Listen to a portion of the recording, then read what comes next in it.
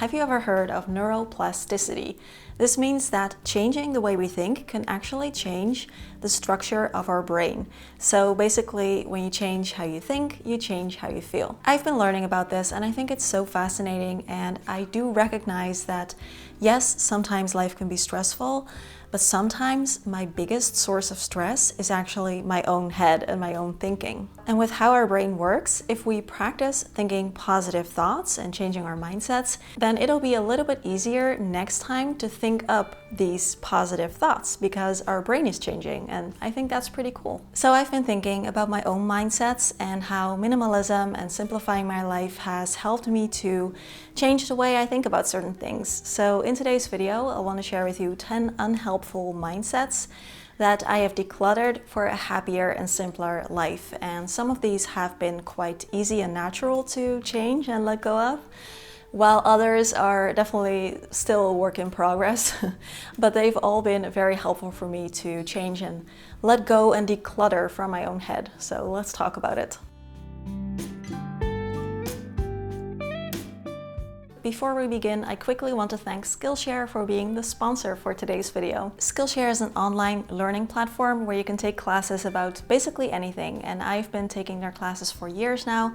I've learned about making videos for my channel, I've taken classes on digital design, digital illustrations, writing website copy, but also plant care, journaling, self-care, creativity, and so much more. They also have many classes on things like making your own clothing, gardening, crafting, playing instruments, but also editing, coding, e-commerce, all ranging from beginner to advanced. And I love that these are all taught by people who are experts in their field. You can upload your work and get feedback, and ever since I've been using Skillshare, it's just been so easy and accessible for me to keep learning new skills. For example, if you're interested in learning about photography, then you can take Justin Bridges' class called Fundamentals of DSLR Photography.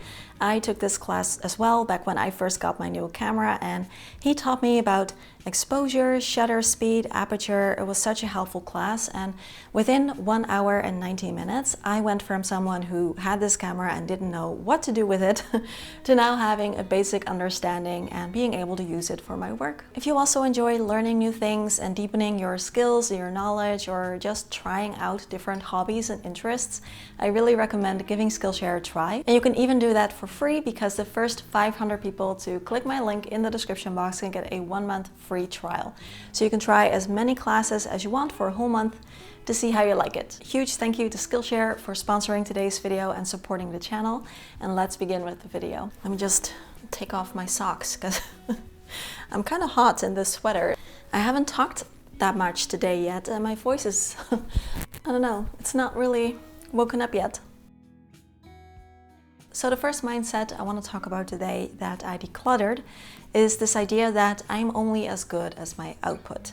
And with that come thoughts like productivity, needing to be like on every day, all year round, always needing to be able to produce and do things and be productive. So this is kind of how I used to think about myself, and I think a large part of this was subconsciously. I didn't really believe that a person is only as good as their output and that their self-worth is determined by how productive they are. But when you really get down to it, when you really think about, how I thought about myself and how I pushed myself, this really was the underlying thought. And I think a lot of this has to do with just the society that we live in. But I've also just always kind of been like an overachiever, someone who was always striving to get really good grades and impress the teachers and impress my parents and, do everything right and do everything well. And if you believe this too much, then it can start to feel like on a day where you're just really having an off day and you can't be productive, that if I took it easy, then that was a lost day, or that I wasn't good enough, or in my case, more often than not, I would just drink more coffee, push myself, do the thing, no matter how I was feeling. No, my self-worth is not tied to my productivity, and no one's is. We are not machines, we are human beings. We're allowed to have off days, we are allowed to have off weeks, off months, off years if that's, you know, what it takes. If that's going on, that's fine. We all have struggles, we all have challenges, we are not perfect, things happen, we deal with stuff. So many things can happen to where someone is just not as productive as they normally are, or just don't have that much output. So I now do realize full well that I am a person and I am worthwhile even if I do absolutely nothing. If I sit on my butt all day and do absolutely nothing, I still have that same worth as I have when I am being productive or when I am doing things. So if you ever feel guilty for not being productive or for being lazy, which is actually a word I don't believe in, then please take it to heart that you are not your output. You are not your productivity. You are you, and you have value and worth even if you do nothing at all. The second mindset that I decluttered, and minimalism was a really big one here, is that I need to have a lot of options. So for me, this was with a lot of things. For example, clothing, shoes, purses, but also things like makeup. I had 8 different colors lipsticks. I had probably 30 different colors nail polishes, jewelry, just having the need to always have a lot of options to choose from. Minimalism made me see that if you want to have a lot of options, you're gonna have a lot of stuff. That's just the reality of it. And the downside to that is that the more stuff you have, the more complicated things will be, and the more complicated your life will get. It will be harder to keep everything organized and clean. You may lose things. And then there is decision fatigue, where you don't know what to wear because you have all of these clothing items and none of them really speak to you, so you feel like you need to go out shopping and buy some more. I've been there, I've done that, and it has been so nice to now have fewer options. It's nice on my brain, no more decision fatigue. It's nice for my home, no more clutter. It's nice for my wallet, no more impulse purchases. So really, in most cases, I now really think that having fewer options is preferable to having many, many options. And a large part of it also comes from always wanting to be prepared. And that is where decluttering has really helped me personally, because I've let go of so many things. And in the beginning, that was really scary, because I felt like, yeah, but what if I might need this kind of particular thing one day? What if I need a brown fake leather bag and I only have a black fake leather bag, you know? But if you declutter more and more, you start to see that I haven't needed any of the things that I let go of. There wasn't any specific occasion that I needed something really specific and I couldn't just use something else that I already had. So this feeling of always wanting to be prepared for any kind of situation, but it really doesn't have to. You can just let go, because you can trust that when a situation occurs, you will have something to deal with it, or you may be able to borrow it, or worst case scenario, buy it if you need to. I've never had to. So this realization that we don't need a lot of options and we don't need to be prepared for every possible scenario really helped to simplify my life and also my mental load. Number 3 is a really big one. The mindset that I need others and everyone to like and accept me. I think one of the things that just naturally helps with this is growing older. I think as we grow older, I'm now 36, you just start to care less.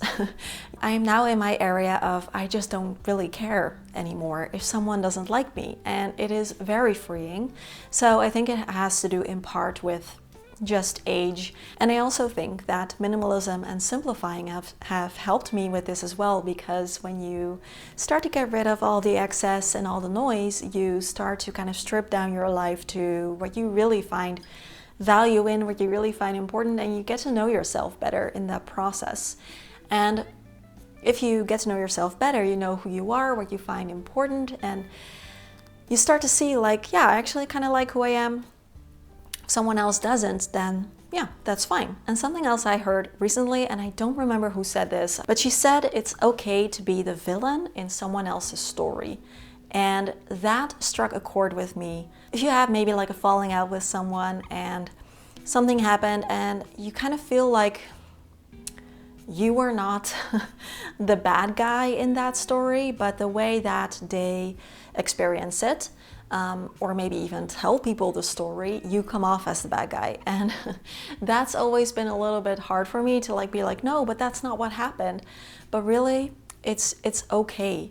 You know what happened. And if someone else has a different way of thinking about that, like, we all have our own right to experience how we experience things. And if that's how they experienced it, like, yeah, it's sad and it's tough, but it's also okay. Number 4, I don't have to have the same body as I did when I was 20. Here's a quick trigger warning. This one is about body image. If you don't want to hear this, that is perfectly fine. You can skip over to the next chapter. I always use chapters or this timestamp right here to number 5. So I am now 36, and guess what? Your body changes. Your body changes when you hit 30, and in my experience, my body is also changing now. So like ever since I hit 35. And it is not the same as back when I was 20. And in my early 30s, I don't really know if I can say that this bothered me actively, but sometimes it did. And it just dawned on me like, hey, I'm actually quite a bit older now.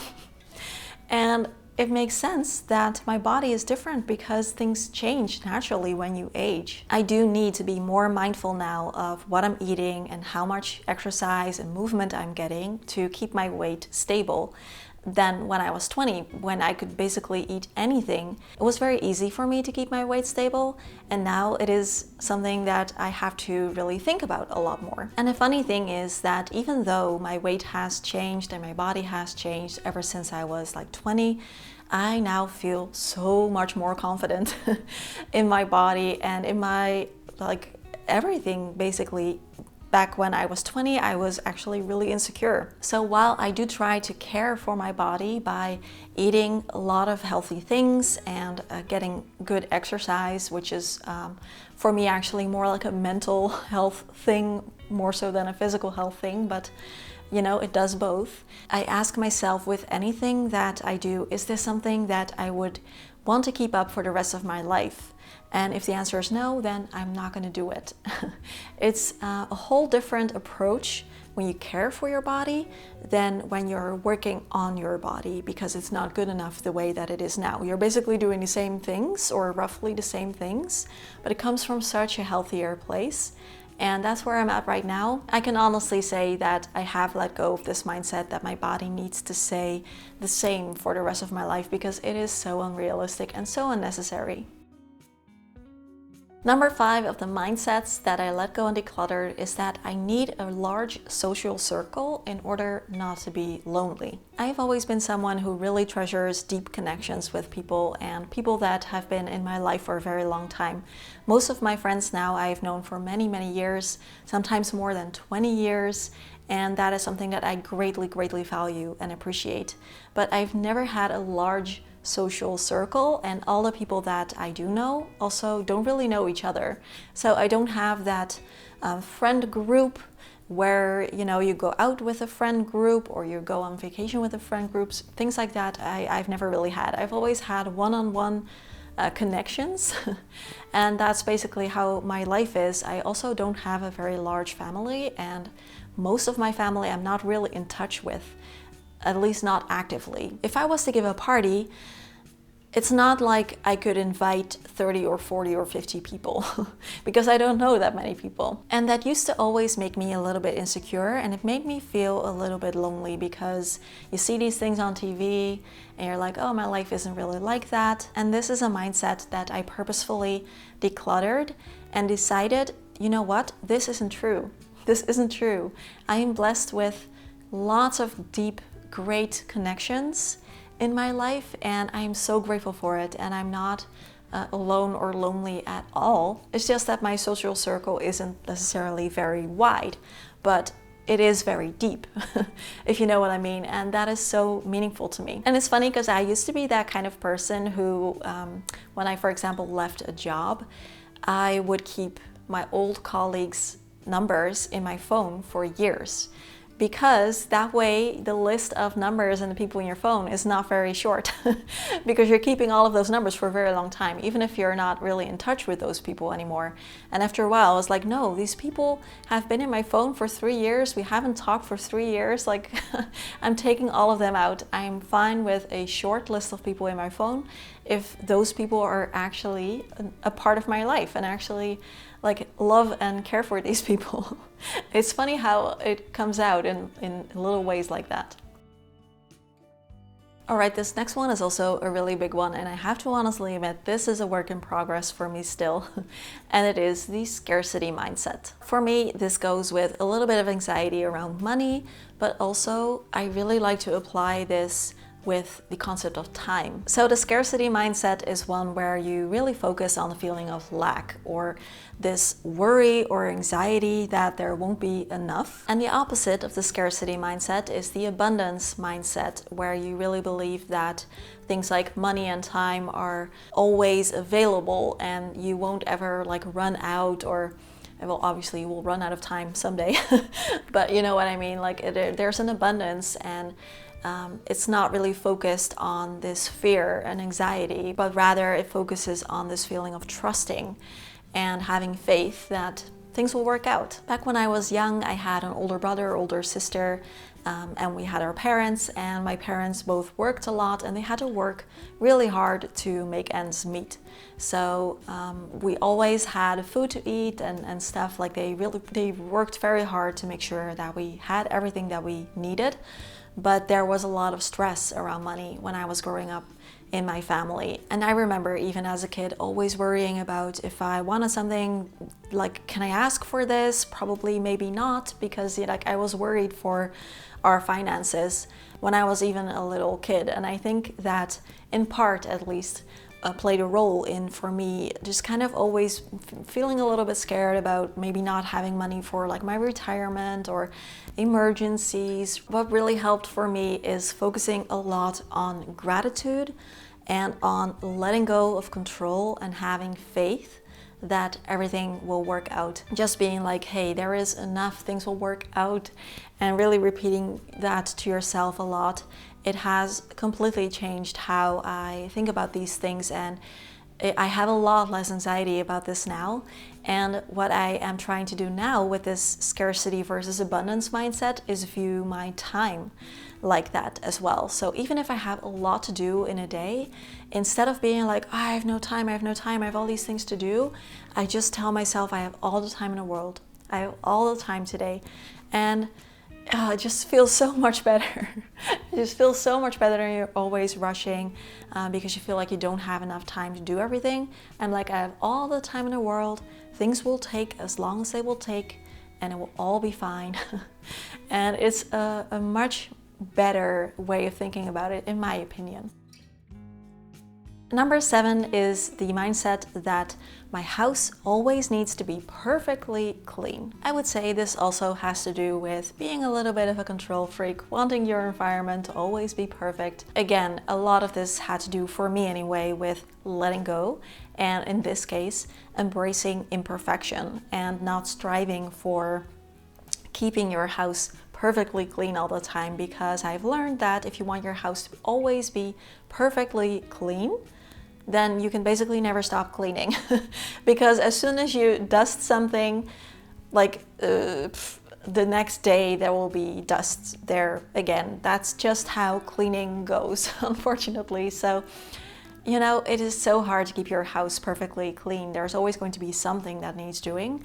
And one quote that I really like is, my house needs to be clean enough to be healthy and dirty enough to be happy. And I do really notice that I feel better when my house is clean and tidy. Like, our house is actually never messy.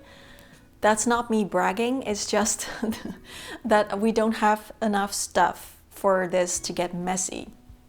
We just don't have any stuff to mess it up. And we don't have kids and we don't have pets, so that makes it a lot easier. We really don't have mess ever. But obviously, things need cleaning, the floors, the bathroom, you know, everything. And sometimes, you know, it takes us a little bit longer to get to something than I would ideally like. And that used to bug me a lot, especially when we first moved into this place. It really sparked my whole need for perfection and control again, because we now own this apartment, and it made me like extremely anxious to keep it perfect. And now I've relaxed into it a lot more again, where I'm like, no, it doesn't have to be perfect. It is completely fine if something needs cleaning and you just don't have time and you're gonna do it next weekend, you know, that's so fine. And it really has made my life a lot more relaxed. Number 8 is the mindset that if I start something, I have to get really good at it.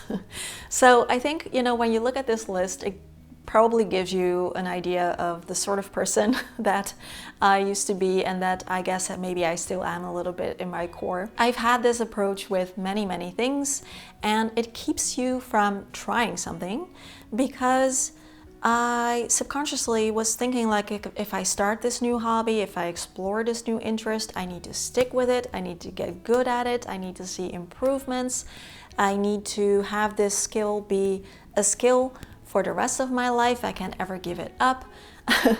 And obviously that keeps you from trying new things. And how I go about this now is I love half-assing things. With interests, hobbies, skills, I love half-assing it. I learn a bit, I forget sometimes, maybe I'll learn a bit more, maybe not, maybe I get pretty good at it, maybe not. But the point is that I don't expect myself to get really good at it. I don't expect myself to stick with it necessarily. And of course there is value in, I'm just scratching my foot because I have itch. There is value in sticking with things and showing, you know, tenacity and persistence and things, but I already do that with things in my life, for example, with my work. So I don't expect myself to do that with everything. If I start something like Spanish, I'm getting like, well, good, no, I'm not getting really good at it yet, but I'm getting better. But it's because I'm half-assing it. I'm just allowing myself to have fun, explore, see what happens, and it is really nice. If you're like a little bit of a perfectionist, overachiever person like me, just try half-assing something. It's really nice and it's very freeing. And if you really enjoy something and it really fits you, then you will see that you will stick with it naturally because you enjoy it, and you will get better at it naturally because you enjoy it and it fits you. And that is perfectly fine. And if something's like, yeah, this was fun for a while, but you know, I've moved on to other things, that's perfectly fine too. Number 9 kind of relates to this, and that is that I always need to see improvements in my fitness. Nowadays I work out for one reason and one reason only. It is that I enjoy it, and it gives me new energy. It allows me to get rid of stagnant energy, built up frustrations, stress. It allows me to get the juices flowing, the inspiration when I'm just, you know, sitting on the couch feeling really low. Exercising helps me to get back in there. It helps me to feel good. That's why I exercise. And maybe it's not like my natural talent. I think I can safely say that it is not. That doesn't mean that I can't enjoy it. For example, let's take yoga. When I first started doing yoga, I was very inflexible in my muscles, and I felt like I needed to improve and able to do the harder poses that I couldn't do in the beginning. And when that improvement didn't really come, or it came but it was extremely slow, I got very frustrated with myself. It's like I still cannot do crow pose, and I still cannot do a split or something. Honestly, I still can't even reach my toes if I stretch my legs completely. And that used to bug me, but now I really find that as long as I enjoy it and as long as I try my best, it is perfectly fine. And with my fitness, I don't know if you can relate to this, but it's never in a straight line. There's not a linear progression.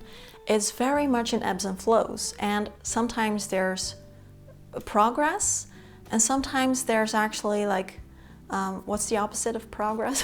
Regression, where you like find that, oh, actually I was able to do this better last year. It's because you haven't done that particular thing in a while, and now you need to kind of get it up and running again from the ground. And so there's always this ebb and flow, And I've learned to just be completely okay with that. And number 10 of the mindsets that I let go is that my needs don't matter so much. And I would be lying if I said that this is a mindset that I completely decluttered, because this is 100% a work in progress. But for me, it is all about trying to find the balance there. So what I used to think is that, I could just ignore my needs altogether and all that mattered was what I got done in life. I don't believe that anymore. But now the challenge for me is just in finding a balance between the things that I find important and therefore want to do, like my job, and taking care of my needs, having enough rest, enough exercise, enough walks, enough social stuff, all the things that I need to be happy and healthy. And that is difficult. Sometimes I have deadlines and I don't feel good and I still push myself to get those deadlines, to get the video done in time or whatever it is. But I don't necessarily think that that's a bad thing as long as you are mindful of these things. So now I'm much more mindful of what I'm doing to myself, how hard I'm pushing myself, when to push, when not to push, when to just say, you know what, there's not going to be a video this week. I can't do it. I need something else. And when to be like, okay, I notice I'm feeling a little tired, but if I get this done today, it will help my week or something. There's always a balance. Know what your needs are, what is important for you to feel good, what lifts you up when you're feeling down, what helps you to calm down when you're feeling anxious, what helps you to find rest when you need to recharge your batteries. That is important, because if you don't fill your cup will get empty and you can't pour from an empty cup. Even though sometimes I do push myself a little bit, it comes from a place of excitement for my work, for example. It doesn't come from a place of not caring about my own needs or feeling like they don't matter or I shouldn't prioritize them. It comes from a much more positive place, and I think that's a good thing. If you're wearing a mic, it helps when you put it on. Alright, so we've come to the end of this video. Thank you so much for sticking around all the way till the end. I really appreciate it, and I would love to know from you, is there any one mindset that you have decluttered that really helped you to improve your life, or that you're actively working on decluttering right now? Maybe we can share some tips with each other in the comments, so I would love to hear that. I'm going to have a little snack and a lovely cup of tea, and then I'm going to film my video for Patreon this week. So if you would like to have access to more videos from me and you want to support the channel while doing so, then feel free to check out Patreon. It is a really nice community and you can join for $5 a month. Of course, you can also cancel again anytime, and you will get access to all the videos that are already up on there, which I think is about like 115, 117, something like that, plus 2 videos, new ones every month. And this is a great way to support the channel too, because this income from Patreon helps me to keep doing this as my job. So patreon.com/simplehappyzen if you want to sign up. And also don't forget to check out Skillshare if you want to get a 1-month free trial, link in the description box. And as always, questions, comments, conversations down below. Have a wonderful, wonderful day, and I will see you all again really soon. Bye bye. So I've been really good at taking care of my bonsai tree lately, and it is thriving. So who knew? All it needs is like get water once a week to get better. I wasn't really taking good care of it for a while there, but I've gotten a lot better. It is thriving and I'm so happy with my little bonsai tree.